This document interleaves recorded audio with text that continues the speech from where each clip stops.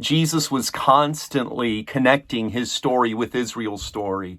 And that's because all of Israel's stories pointed to Jesus. After the first Passover, the 12 tribes reach the Red Sea and they become overwhelmed by their opposition. You see, they've got to get to the other side and they have no idea how it's going to happen. And so God reminds them, look, the Lord will fight for you. You just have to be quiet.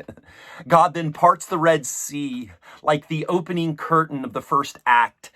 Exodus 14:22 says that Israel went through the sea on dry ground. God gets them to the other side and he swallows up Israel's enemies whole.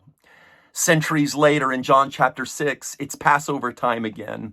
This time we don't have 12 tribes, we have 12 disciples. And they've got to get to the other side of another body of water. The sea becomes rough, it becomes dangerous. And just like their ancestors, they become overwhelmed by their opposition.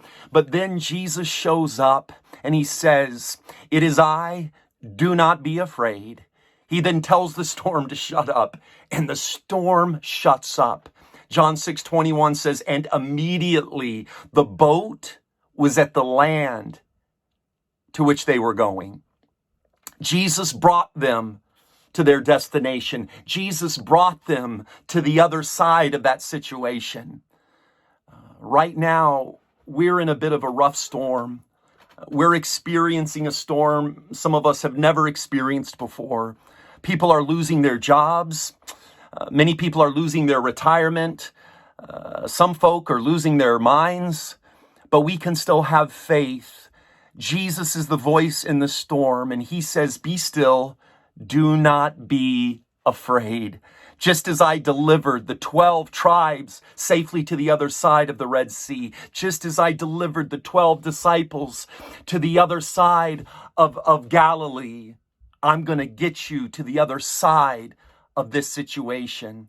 And so today, let God speak to the rough waters in your life.